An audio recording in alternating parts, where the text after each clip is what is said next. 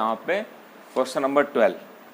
अब question number 12 में क्या करोगे, 12 में तो देखो पहले से ही मतलब यहाँ देखो 1 दिया हुआ 1x x square, second row दिया हुआ एक्स स्क्वायर 1x और x एक्स स्क्वायर 1।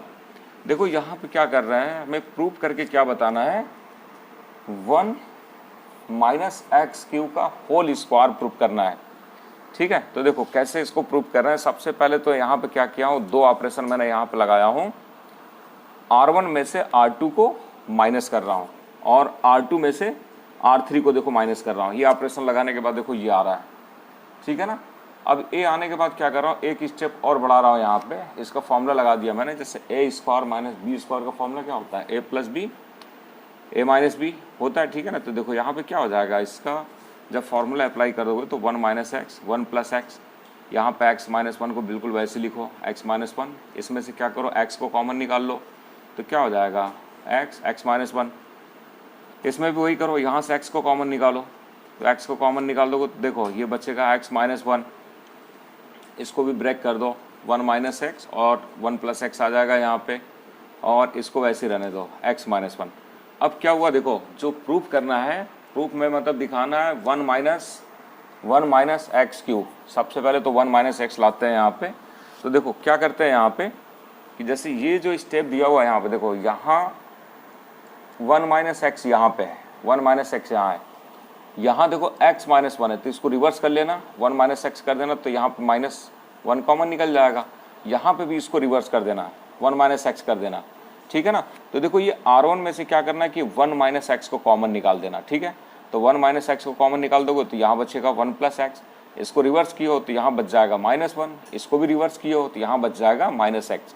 सिमिलरली क्या करोगे, यहाँ से भी कॉमन निकालोगे, देखो x माइनस 1 यहाँ पे भी है, ठीक है, x माइनस 1 यहाँ है, यहाँ पे 1 माइनस एक्स है, ठीक है, और यहाँ x माइनस 1 है। कॉमन क्या निकाल रहे हो, कॉमन निकाल रहे हो 1 माइनस एक्स।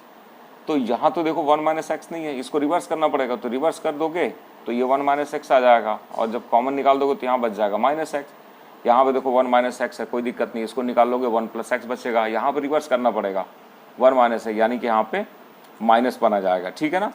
तो देखो यहाँ पे क्या आ गया, R1 में से भी 1 माइनस एक्स को कॉमन निकाले और R2 में से भी 1 माइनस एक्स को कॉमन निकाले, तो क्या हो गया बाहर, यहाँ पे 1 माइनस एक्स का होल स्क्वायर हो गया। अब इसके बाद देखो क्या क्या बचा है यहाँ पे, इसको देख लो। अब इसके बाद मैं क्या कर रहा हूँ, यहाँ पे R2 में R3 को प्लस कर रहा हूँ, R2 में R3 को प्लस कर रहा हूँ। प्लस करने से क्या होगा फ़ायदा, यहाँ पे एक जीरो मिल जाएगा, एक जीरो यहाँ पे मिल जाएगा, देखो प्लस करने से एक जीरो यहाँ मिला, एक जीरो यहाँ मिला। अब यहाँ पे क्या देखो, R2 में देखो डबल जीरो हो गए, एक यहाँ पे भी जीरो हो गया और यहाँ पे भी जीरो हो गया। अब क्या करोगे, R2 के रिस्पेक्ट में इसको सॉल्व कर दो, इस डिटर्मिनेंट्स को R2 के रिस्पेक्ट में सॉल्व कर दो, आंसर आ जाएगा, ठीक है। तो देखो ये क्वेश्चन नंबर 12 हो गया, देखो ये 12 हो गया यहाँ पे कंप्लीट, देखो ठीक है ना। सॉल्व कर लेना, सॉल्व करने के बाद देखो ये पूरा आ जाएगा, इतना आ रहा है यहाँ पे। इसके बाद देखो क्वेश्चन नंबर 13, देखो ये क्वेश्चन नंबर 13 आरडी में भी मिल जाएगा, ठीक है ना। क्वेश्चन नंबर 13 में क्या करोगे, इसमें थोड़ा सा सोचना पड़ेगा कैसे करना है, अच्छे से सोच के करना है इसको। यहाँ पे देखो दिया हुआ है 1 plus A square minus b square 2ab 2ab 1 minus a square plus B square minus 2a minus 2b 2a 1 minus a square b square equal to से प्रूफ करके बताना है 1 प्लस ए स्क्वायर प्लस बी स्क्वायर का whole cube proof करना है। देखो क्या लाना है क्या नहीं, ये तो मतलब बाद में सोचना, ठीक है ना। सबसे पहले तो ये सोचो कि जैसे लेफ्ट हैंड साइड को लेके जब सॉल्व कर रहे हो तो जीरो कैसे आएगा। सबसे पहले कभी भी डिटर्मिनेंट्स को जब सॉल्व करने की कोशिश कर रहे हो ना, तो सबसे पहले तो ये देखो कि जैसे ये 1 प्लस ए स्क्वायर बी स्क्वायर कैसे आ रहा है, किसी तरह से आ रहा है क्या, कोई ऑपरेशन लगाने से, ये नहीं आ रहा है समझ में, तो अब इसके बाद ये सोचो कि जीरो किसी तरह से ला सकते हो क्या। अधिकतर केस में देखो यही होता है। तो देखो जीरो लाने की मतलब यहाँ पे कोशिश करते हैं, तो देखो जीरो कैसे आएगा। देखो यहाँ पे क्या कि जैसे ये C1 को ध्यान से देखो, C1 को जब ध्यान से देखोगे यहाँ पे तो 2ab है यहाँ पे।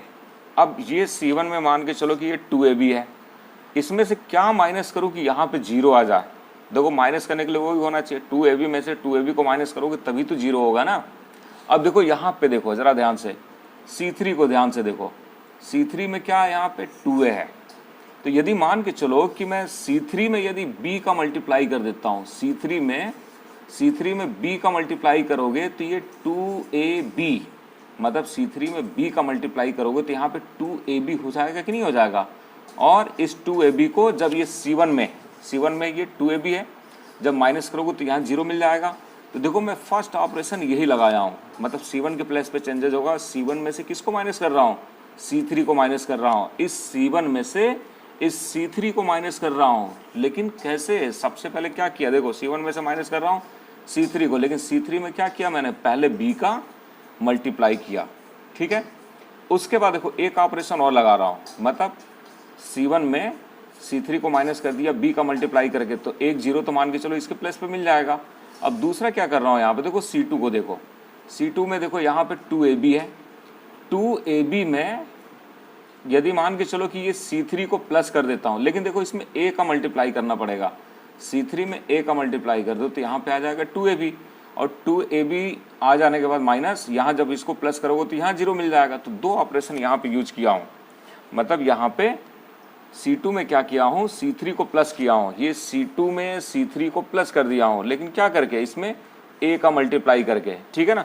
तो देखो ये ऑपरेशन लगाने के बाद देखो ये पूरा आ गया यहाँ पे, ठीक है। ये ध्यान से देख लेना, प्लस कर लेना, ठीक है ना। इसको रफ में सॉल्व करके देख लेना कि मतलब ये आ रहा है कि नहीं आ रहा है। अब देखो ऐसा करने के बाद क्या आया, अब देखो C1 को ध्यान से देखो, C1 को ध्यान से देखो यहाँ पे, ठीक है ना। 1 प्लस ए स्क्वायर प्लस बी स्क्वायर, इसको देखो आगे स्टेप में मैंने बिल्कुल वैसे लिखा, 0 को मैंने वैसे लिखा, इसमें से क्या किया, b को कॉमन ले लिया। तो जब b को कॉमन ले लूँगा तो देखो 1 प्लस ए स्क्वायर बी स्क्वायर आ गया। इसके बाद C2 में आ जाओ, C2 में क्या किया मैंने, देखो ये 0, इसको वैसे ही लिखा, 1 प्लस ए स्क्वायर प्लस बी स्क्वायर वैसे ही है। यहाँ से मैंने माइनस ए को कॉमन निकाल लिया, माइनस ए को कॉमन निकालो तो देखो ये बच गया। और ये जो C3 है इसको तो मैंने कुछ भी नहीं किया, बिल्कुल इसी तरह से लिख दिया। अब आगे स्टेप में क्या किया मैंने कि ये जो हमारे पास जो C1 है, अब C1 में देखो कुछ कॉमन दिख रहा है कि नहीं दिख रहा है, C1 में कॉमन यहाँ पे दिख रहा है 1 प्लस ए स्क्वायर प्लस बी स्क्वायर, यहाँ पे भी देखो 1 प्लस ए स्क्वायर प्लस बी स्क्वायर, यहाँ से C1 में से ये कॉमन निकल जाएगा। C2 में भी देखो वही कॉमन दिख रहा है 1 प्लस ए square plus B square, 1 plus ए स्क्वायर प्लस बी स्क्वायर, यानी कि C1 में से भी कॉमन निकलेगा और C2 में से, यानी कि बाहर क्या मिल जाएगा, 1 प्लस ए स्क्वायर प्लस बी स्क्वायर का होल स्क्वायर, ठीक है। अब इसके बाद जो बचा, ठीक है ना, यहाँ पे जो भी बचा, अब इसको क्या करोगे, जो भी बचा है, बचने के बाद क्या करो कि इसको सॉल्व कर दो R1 के रिस्पेक्ट में। देखो R1 में भी एक 0 है, चाहो तो C1 के रिस्पेक्ट में भी सॉल्व कर सकते हो क्योंकि यहाँ पे भी 0 है। बस इसके बाद डायरेक्ट इसको सॉल्व कर दो, आंसर आ जाएगा, ठीक है ना। सॉल्व करने के बाद देखो यहाँ पे आंसर आ गया है, ये देखो ये पूरा सॉल्व कर दिए, आंसर आ गया। अब इसके बाद देखो आते हैं क्वेश्चन नंबर 14 पे आते हैं। क्वेश्चन नंबर 14 देखो क्या दिया हुआ है, a square plus 1 a b c a b b square plus 1 c b a c b c square plus 1 equal to से 1 प्लस ए square plus B square plus c square, ये लाना है। देखो इस क्वेश्चन को ध्यान से देख लेना, इस टाइप के कई क्वेश्चन मिल सकते हैं, ठीक है ना। इस क्वेश्चन को जब ध्यान से देखोगे तो इसमें क्या होगा कि जैसे देखो, जैसे मान के चलो कि यहाँ पे C1 को देखो, C1 को यदि ध्यान से देखते हो C1 को, तो देखो C1 में क्या करोगे, यहाँ AB है, यहाँ पे CA है, मतलब यहाँ पे A है, मतलब यहाँ पे A है और यहाँ पे भी A, इन दोनों में A जो है कॉमन है। यदि मान के चलो इनके साथ भी यदि कोई A होता तो हम C1 में से A को कॉमन निकाल देते। B में भी देख लो क्या है यहाँ पे, इस क्वेश्चन को ध्यान से समझना, ठीक है ना। इस टाइप के बहुत से क्वेश्चन आएंगे, जो ट्रिक बता रहा हूँ ट्रिक को समझने की कोशिश करो ध्यान से कि क्या बताने की कोशिश कर रहा हूँ इस क्वेश्चन में। इस टाइप का कहीं भी क्वेश्चन आएगा तो इसी तरीके से सॉल्व करोगे जिस तरह से मैं बता रहा हूँ, इसलिए ध्यान से समझो कैसे सॉल्व करना है इसको। देखो मैं ये बता रहा हूँ इसमें कि C1 को देख लिए, अब एक काम करो C2 को देखो ध्यान से, C2 को जब ध्यान से देखोगे तो यहाँ पे AB है, यहाँ पे CB है, मतलब यहाँ पे B और यहाँ पे B कॉमन है। यदि यहाँ पे B यदि मिल जाता तो मैं C2 में से B को कॉमन निकाल देता, ठीक है। यहाँ पे देखो C3 में देखो, C3 में देख लो, यहाँ पे AC, यहाँ पे BC, मतलब यहाँ भी C है, यहाँ भी C है। यदि यहाँ पे C यदि मिल जाता इनटू में तो मैं C3 में से भी C को कॉमन निकाल देता, ठीक है। तो देखो ऐसे क्वेश्चनों में करोगे क्या, ऐसे क्वेश्चनों में देखो करने का मतलब यही रूल है कि हम कॉमन किससे निकालना चाह रहे हैं। पहले देखो मतलब कॉमन हम C1 C2 C3 में से निकाल रहे हैं कि R1 R2 R3 में से निकाल रहे हैं, ये पहले सोचना बहुत ज़रूरी है, ठीक है ना। किससे निकालना चाहते हो, सबसे पहले तो एक काम करो, जैसे अभी मैंने ये बोला, यहाँ पे C1 को ध्यान से देख रहे थे, C1 को मैंने बोला कि यहाँ पे AB है और यहाँ पे CA है, यहाँ भी A है और यहाँ भी A है, यहाँ पे A नहीं है। तो सबसे पहले एक काम करो, यहाँ पे A की कमी है, तो अपने से एक काम करो कि C1 में A का मल्टीप्लाई कर दो, C1 में A का मल्टीप्लाई कर दो। देखो मैं A का मल्टीप्लाई कर रहा हूँ यहाँ पे C1 में A का मल्टीप्लाई कर दे रहा हूँ, यहाँ पे A का देखो मल्टीप्लाई किया हूँ, ठीक है। यहाँ A का मल्टीप्लाई कर दिया, A स्क्वायर प्लस B, यहाँ पे भी CA स्क्वायर। अब बोलोगे ये कौन सा रूल होता है, कहीं भी किसी का मल्टीप्लाई कर दो, ऐसा तो होता नहीं है। नहीं, मैं ऐसा नहीं कर रहा हूँ, देखो मैं मल्टीप्लाई भी कर रहा हूँ, साथ में यहाँ पे देखो डिवाइड भी कर रहा हूँ, इसको भी ध्यान से देखो, ठीक है ना। मैंने क्या किया कि C1 को A से मल्टीप्लाई किया और यहाँ देखो A से डिवाइड भी कर रहा हूँ बाहर, ध्यान से समझो इस क्वेश्चन को। इसके बाद क्या किया मैंने, ये जो C2 जो दिया हुआ है, C2 में B का मल्टीप्लाई कर रहा हूँ, B का मल्टीप्लाई कर रहा हूँ C2 में।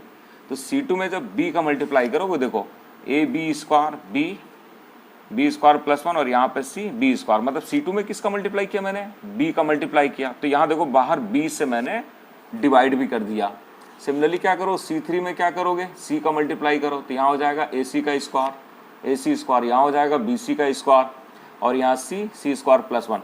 मतलब मैंने क्या किया यहाँ पे C1 C2 C3 को क्या किया रिस्पेक्टिवली A B C से मल्टीप्लाई कर दिया और देखो डिवाइड भी किया हूँ यहाँ पे। मल्टीप्लाई ध्यान से सुनो, पहले मल्टीप्लाई किस में किया, कॉलम में किया, कॉलम में मल्टीप्लाई किया हूँ मैं यहाँ पे। अब कॉलम में जब मल्टीप्लाई किया हूँ तो कॉमन किस में से निकालूंगा, R1 R2 R3 में से निकालूंगा। इस रूल को याद कर लेना, ठीक है ना। मैंने मल्टीप्लाई किया कॉलम में तो कॉमन किस में से निकालूंगा, ठीक है ना। मैंने C1 C2 C3 में मल्टीप्लाई किया तो कॉमन किस में से निकालूंगा, R1 R2 R3 में से। देखो R1 में से क्या कॉमन निकल जाएगा, देखो A दिख रहा है, A को बाहर निकाल लो। R2 में देखो B दिख रहा है, B को निकाल दो। R3 में देखो C दिख रहा है, C को कॉमन निकाल दो। देखो ये कॉमन निकल गया, ठीक है ना। कॉमन निकलने के बाद देखो ये कैंसिल हो गया। अब कैंसिल होने के बाद देखो क्या हुआ, अब जो स्टेप जो बची है, अब इस स्टेप में क्या करोगे, ऑपरेशन लगा रहा हूँ यहाँ पे। C1 में क्या करो, C2 और C3 दोनों को एक साथ प्लस कर दो। C1 में किसको प्लस कर रहे हो, C2 और C3 को प्लस कर रहे हो।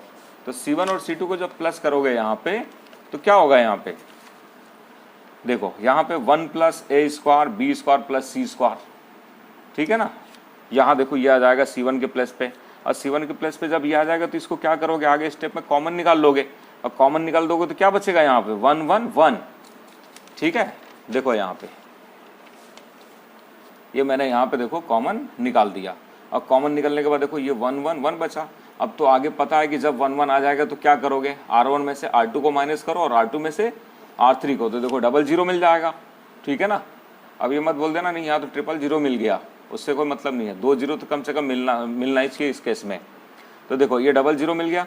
अब इसके बाद क्या करो कि C1 के रिस्पेक्ट में इसको सॉल्व कर दो, तो सॉल्व करने के बाद ये आया, ये देखो आंसर आ गया। अब इसके बाद देखो ये क्वेश्चन तो खत्म हो गए। इसके बाद ऑब्जेक्टिव टाइप के मतलब 2 क्वेश्चन बचे हुए हैं।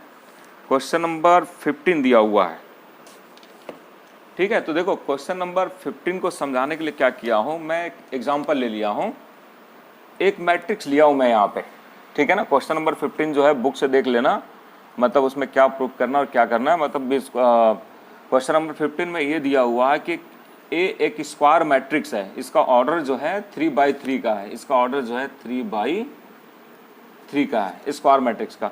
तो मैंने क्या किया कि एक स्क्वायर मैट्रिक्स मैंने ले लिया 3 ऑर्डर का। अब उसके बाद क्या किया कि देखो यहाँ पे एक मैट्रिक्स है, किसी भी मैट्रिक्स में जब किसी स्केलर क्वांटिटी का जब मल्टीप्लाई करते हो तो मल्टीप्लाई करने का मतलब ये होता है कि वो स्केलर क्वांटिटी का मतलब जितने भी एलिमेंट होते हैं ना, सभी एलिमेंट में मल्टीप्लाई हो जाता है। देखो ये सभी एलिमेंट में मैंने मल्टीप्लाई कर दिया, ठीक है। देखो जो मैंने स्क्वायर मैट्रिक्स जो सपोज किया था उसको इक्वेशन नंबर 1 सपोज कर लिया मैंने, और उस स्क्वायर मैट्रिक्स में क्या किया, मल्टीप्लाई बोथ साइड बाई के, दोनों साइड के का मल्टीप्लाई कर दिया, यहाँ पे के ए और यहाँ पे भी के का मल्टीप्लाई कर दिया, इसको बना दिया मैंने इक्वेशन नंबर 2 कर दिया। अब इसके बाद क्या किया मैंने कि ये जो मैट्रिक्स ए जो दिया हुआ है ना, उस मैट्रिक्स का मैं डिटरमिनेंट्स निकाल रहा हूँ, ठीक है ना। तो जब डिटरमिनेंट्स जब निकालोगे यहाँ पे तो क्या करोगे, ये डिटरमिनेंट्स का साइन है यहाँ पे, देखो ये मैट्रिक्स में क्या यहाँ लगा था, स्क्वायर ब्रैकेट लगा था ना, इसको क्या करोगे वर्टिकली 2 लाइन जब लगा दोगे तो क्या हो जाएगा, ये डिटरमिनेंट्स बन गया। अब इस डिटरमिनेंट्स बनने के बाद क्या करोगे, अब यहाँ पे मैं क्या कर रहा हूँ इस क्वेश्चन में आगे,